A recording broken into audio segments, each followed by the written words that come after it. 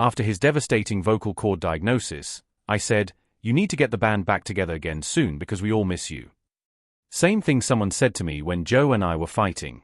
"Would you mind doing this for Led Zeppelin? Get Jimmy Page and Robert Plant back together." I tried behind closed doors. Doctors delivered news that changed everything, while fans watched Aerosmith cancel tour dates and Tyler undergo treatment. Nobody knew the real truth. Now at 76, he's finally made the painful decision that's breaking hearts across the rock world. Steven Tyler's journey started in Yonkers, New York. He was born on March 26, 1948, in Manhattan. His mother, Susie Blancher, was a secretary. His father, Victor Tallarico, was a classical musician and pianist who taught music. Victor's talent influenced his son from an early age. Steven watched in or as his father played piano, planting seeds for his own musical ambitions. But Victor wasn't just a musical influence, he was tough on his son, demanding discipline and excellence. His mother raised him with more freedom, relying on her natural warmth and support. For years, Steven struggled in school. His severe ADHD made traditional education nearly impossible. That changed when music entered his life. One day, while listening to the Rolling Stones recording of Walking the Dog, he found his calling. The energy and rawness of rock music spoke to something deep inside him. When Steven asked his parents about pursuing music, his father had doubts, but even with those concerns, Victor taught his son about music theory, melody, and rhythm, tools that would later shape Aerosmith's distinctive sound. In high school, Tyler formed his first band, The Strangers, later renamed Chain Reaction. They played local venues and even opened for bigger acts like the Beach Boys and the Yardbirds. These early performances gave him a taste of what was to come, the rush of being on stage, the connection with the audience. It was everything he wanted. During these formative years, Tyler developed his unique performance style.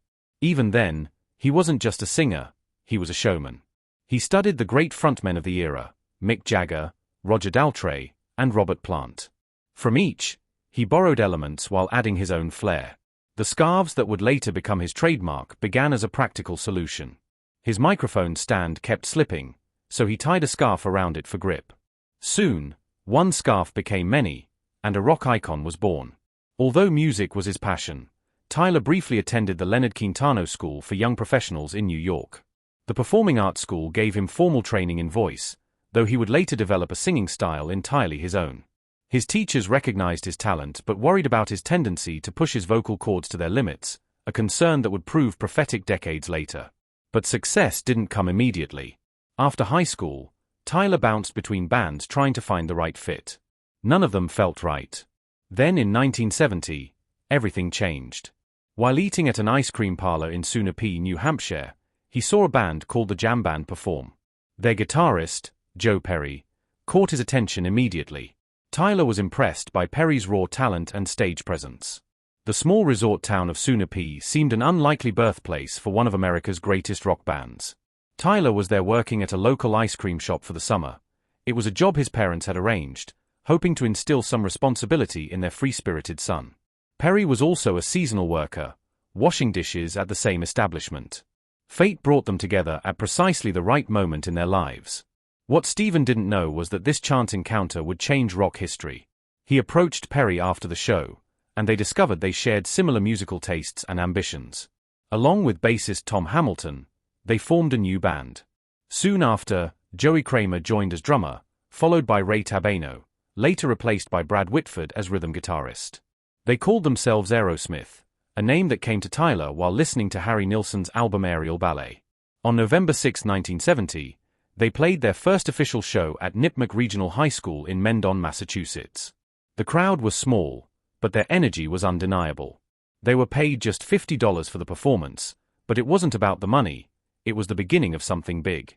The band moved into a small apartment at 1325 Commonwealth Avenue in Boston. The cramped quarters fostered creativity but also tension. They lived, rehearsed, and partied in the same space, developing the chemistry that would define their sound. Tyler would later recall these days with a mix of nostalgia and horror, the poverty, the hunger, but also the pure, unfiltered creativity. For 2 years, Aerosmith built their reputation in Boston clubs. They played anywhere that would have them: high schools, bars, small venues. The constant performing shaped their sound and stage presence. Tyler's voice got stronger with each show. His ability to hit high notes while maintaining a raspy, bluesy quality made him stand out from other rock singers. During this period, Tyler developed a reputation as a taskmaster in the band. Despite his wild persona, he was meticulous about rehearsals and performances. He demanded perfection from himself and his bandmates, often to their frustration. This perfectionism would later become both Aerosmith's greatest strength and a source of internal conflict. In 1972, their hard work paid off. Columbia Records executive Clive Davis saw them perform at Max's Kansas City in New York. He was immediately impressed and offered them a record deal. Their self-titled debut album was released on January 5, 1973. Though it wasn't an immediate success, songs like Dream On showcased Tyler's incredible vocal range and the band's potential. Dream On was actually written years earlier when Tyler was just 17. He composed it on a piano at his family's vacation home in Sunapee, New Hampshire. The song's emotional depth and Tyler's impressive falsetto made it unlike anything else on their debut album. Though it initially failed to chart high, it would later become one of their signature songs. The band's early sound was heavily influenced by blues rock acts like the Rolling Stones and the Yardbirds. Critics often compared them unfavorably to these established groups, dismissing Aerosmith as mere imitators. These criticisms stung Tyler, who was determined to forge a unique sound. He pushed the band to experiment with different rhythms and vocal arrangements, gradually developing the distinctive style that would make them famous. Success came with their second album, Get Your Wings, produced by Bob Ezrin and Jack Douglas. Released in March 1974, it contained future classics like Same Old Song and Dance and Train Kept a Rolling. But it was their third album, Toys in the Attic, 1975, that made them superstars. The album featured hits like Sweet Emotion and Walk This Way, songs that would define their sound. By 1976, Aerosmith was one of the biggest bands in America. Their fourth album, Rocks, solidified their status as hard rock icons. Rolling Stone magazine would later rank it as one of the greatest albums of all time. The band's popularity was reflected in their touring schedule as they graduated from clubs to arenas. Their live shows became legendary for Tyler's dynamic performances and the band's tight musicianship. As Aerosmith's popularity soared, so did their excesses. The late 1970s were marked by heavy drug use, particularly for Tyler and Perry. They became known as the Toxic Twins because of their notorious habits. Tyler later admitted to spending over $2 million on drugs during this period. His addiction to heroin, cocaine, and alcohol began affecting his performances and relationships with bandmates. The drugs took a physical toll on Tyler's voice as well, drying out his vocal cords and making them more susceptible to damage. He developed nodules, callus-like growths on the vocal cords that can severely affect sound quality. Yet he continued to perform night after night, further straining his voice. It was a pattern of abuse that would have consequences decades later. By 1979, tensions reached a breaking point.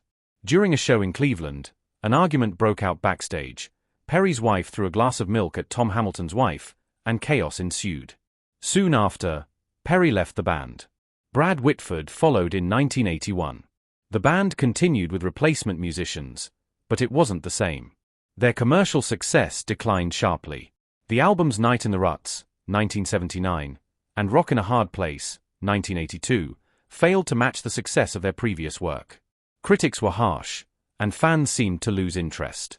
Tyler's drug use worsened, affecting his reliability and creativity. He would sometimes collapse on stage or forget lyrics. The band that had once been America's answer to the Rolling Stones was now on the verge of becoming a cautionary tale.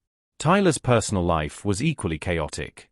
In 1977, he married model Serinda Fox, and they had a daughter, MIA. But the marriage was troubled from the start due to Tyler's drug use and infidelity. They divorced in 1987. In 1978, he had a second daughter, Liv, with model Bebe Buell, though he didn't know about her until she was 8 years old. Buell had told Liv that rock star Todd Rundgren was her father to protect her from Tyler's drug addiction. The revelation about Liv came during a chance encounter at a Rundgren concert. Tyler spotted a young girl who looked remarkably like him and his other daughter. When he learned the truth, he was determined to become a part of Liv's life. Despite his ongoing struggles with addiction, their relationship would develop slowly over the years, eventually becoming one of the strongest bonds in his life. The turning point came in 1984. After a show in Springfield, Illinois, Tyler collapsed on stage, unable to perform. This wake-up call led him to enter a rehabilitation program. It wasn't easy, but he was determined to get clean. Joe Perry, who had also hit rock bottom, rejoined the band in 1984. Brad Whitford returned the following year. The road to recovery was long and difficult. Tyler relapsed multiple times, but each time he found the strength to try again. He later described getting clean as the hardest thing he'd ever done, harder than writing songs, harder than performing, harder even than the physical pain of his many injuries. But he persevered, motivated by his desire to reclaim his career and be present for his children. Their comeback was solidified with the album Permanent Vacation in 1987. It produced hits like Dude, Looks Like a Lady, and Angel. Then came Pump in 1989, with Love in an Elevator and Janie's Got a Gun, followed by Get a Grip in 1993. Love in an Elevator and Janie's Got a Gun, both of which catapulted Aerosmith back into mainstream popularity. The latter won the band its first Grammy Award for Best Rock Performance by a Duo or Group. Tyler's vocals were soaring again, refined by sobriety, rehab, and vocal rest, but the scars of years of abuse lingered deep within his voice. Still, Steven's stage presence had never been more electric. He had learned to command a crowd without needing substances. This new version of Tyler was focused, sharp, and more determined than ever. For fans who had worried they'd lost him for good, it was a miraculous return. In 1993, the band released Get a Grip, which featured hits like Crying, Crazy, and Amazing. These songs, powered by innovative music videos and featuring emerging actress Alicia Silverstone, introduced Aerosmith to a new generation. Tyler became an MTV icon, and Aerosmith was one of the few 70s rock bands to find renewed success in the 90s. His flamboyant fashion, tight leather pants, flowing scarves, and feathered hair became iconic all over again. He was no longer just a rock star, he was a legend reborn. Behind the scenes, though, he continued to deal with persistent health issues, including ongoing pain in his feet from Morton's neuroma and continued stress on his vocal cords. By the early 2000s, Aerosmith had been inducted into the Rock and Roll Hall of Fame and had received a place among the pantheon of American rock music. But the band's grueling touring schedule continued to take its toll on Tyler's body and voice. In 2006, he underwent throat surgery to correct damaged vocal cords, including laser repair to remove blood vessels that had burst due to overuse. Doctors warned him, this might not be a permanent fix. If he didn't rest, the damage could become irreversible. And still, Tyler pushed on. His love for performing, the adrenaline of the crowd, and the thrill of sharing music with millions fueled his every move. But the cracks were beginning to show. During a concert in 2009, Tyler fell off the stage while dancing during Love in an Elevator, breaking his shoulder and leading to a string of cancelled tour dates. The fall wasn't just physical, it symbolized a growing rift within the band. Tyler briefly quit Aerosmith in 2009, prompting speculation that the group might replace him. Joe Perry publicly stated they were auditioning new singers. But the idea of Aerosmith without Steven Tyler felt sacrilegious to fans. Eventually, they reconciled, again. Then came the surprise twist that no one expected. In 2011, Steven Tyler became a judge on American Idol. At first, fans were skeptical. Could the rebellious rock icon fit into the polished world of network television? But Tyler brought his signature wit, eccentric wardrobe, and genuine enthusiasm for young talent to the panel. He surprised everyone with his kindness and insight, becoming one of the most beloved judges of the show's later seasons. For Tyler, the experience was a revelation. It reminded him of how far he'd come and how many artists he'd influenced along the way.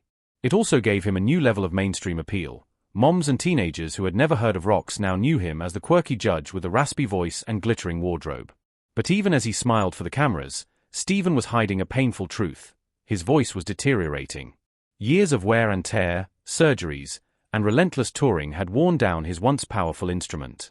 Behind closed doors, he was struggling to hit notes he once reached effortlessly. His vocal cords, scarred and fatigued, simply couldn't take the strain. In 2017, during the South American leg of Aerosmith's Aerove Dirty Baby farewell tour, Tyler was forced to cancel the remaining shows due to unexpected medical issues. He later revealed he had suffered a seizure related to complications from a previous vocal cord surgery. Fans were devastated, and rumors swirled about whether he'd ever perform again. Then, in 2019, Aerosmith launched their Las Vegas residency, Juices Are Wild. The controlled environment of Vegas, with fewer travel demands and state-of-the-art stage production, was supposed to be a manageable way for Tyler to continue performing. At first, it worked. The band received rave reviews, and Tyler seemed energized. But as the residency stretched on, strain returned.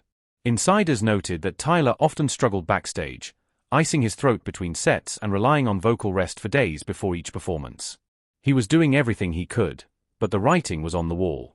In early 2023, the band announced that they would embark on one final farewell tour, Peace Out. It was a fitting name for a group that had survived more breakups, addictions, and near-deaths than anyone thought possible. The tour was meant to be a celebration, a chance for fans to say goodbye and for the band to end on their own terms. But just weeks in, tragedy struck again. In September, Tyler suffered severe vocal cord damage during a performance in Long Island. Doctors found he had fractured his larynx, a serious, rare injury that left him unable to speak or sing. The tour was postponed indefinitely. In a statement released by his publicist, Tyler said, "I'm heartbroken. I gave it everything I had, but my body just can't do what it used to. I need to follow my doctor's orders and rest so I can heal properly." Fans were devastated. This wasn't just a tour cancellation, it was the beginning of the end. Rumors began swirling that this might be the last time anyone would see Steven Tyler perform live again. And then came the final blow. In early 2025, Steven Tyler made the heartbreaking announcement. He was officially retiring from live performances. "It's time," he said in a video message posted to social media. "I've done everything I ever dreamed of and more. But my voice, it's telling me to stop. And I have to listen." He looked frail but resolute, seated at a piano in his home studio. Fans flooded the post with tributes, memories, and tears. It felt like the end of an era, not just for Aerosmith, but for an entire generation.